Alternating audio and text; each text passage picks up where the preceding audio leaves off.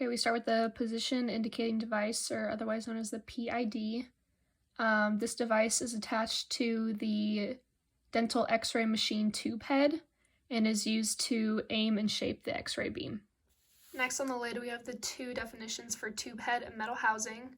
The tube head is a protective metal covering that contains the x-ray tube, and this is where the PID attaches. Metal housing surrounds the x-ray tube, the transformers, the ground's voltage components, and contains the x-ray tube that produces x-rays. Moving to the inside of the box, we have insulating oil that its main purpose is to prevent overheating, and it surrounds the vacuum tube and transformers. Moving to the left side of the box, we have the anode side, and this converts electrons into photons. It has a positive charge. The components of the anode include the tungsten target and the copper stem, which I will talk about later. It is made of wafer-thin tungsten plates embedded in a solid copper rod. On the right side of the box, we have the cathode label. The cathode side supplies electrons needed to generate X-rays and has a negative charge. The components of this side are the tungsten filament and the molybdenum cup. Now on the bottom of the box, we have these two red papers that represent the step-down transformer and the step-up transformer. The step-down transformer is used to decrease voltage and is activated when the control panel power is turned on. This causes the release of outer shell electrons from the tungsten atoms in the filament. For the step-up transformer, this increases the voltage and is activated by the exposure button. This accelerates electrons from the cathode to the tungsten target on the anode side. Right next, behind my tube head seal and my aluminum discs, we have this blue circle that represents the lead collimator, and the purpose of this is to restrict the size of the X-ray beam.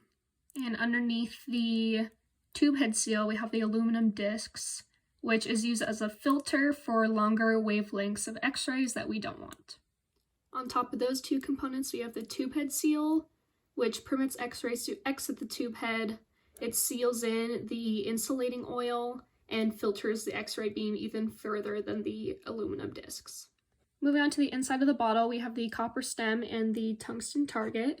The copper stem dissipates heat away from the tungsten target, and the tungsten target on this bottom side here serves as a focal spot and converts X-rays into photons.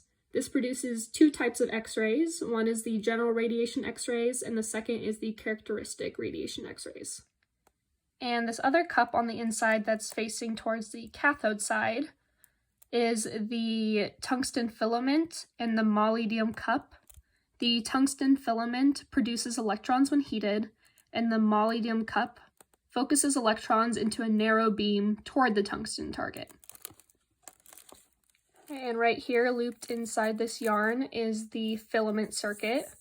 And the purpose of the filament circuit is to provide power to the tungsten filament. On top of the bottle, we have the definitions for beryllium window, and that is the small number of X-rays that exit the X-ray vacuum tube through the unleaded glass window. And attached to that is the beam of X-ray photons, and this is always going to point toward the PID. Next, we have the electron cloud, which is attached to the tungsten filaments because an electron cloud is a mass of free electrons that will hover around the filament wire of the cathode when it is heated. This whole bottle represents the X-ray vacuum tube. It's a leaded glass tube containing the cathode and the anode. It's the heart of the X-ray generating system. And finally, on the inside of the lid, we have this diagram that further explains our project.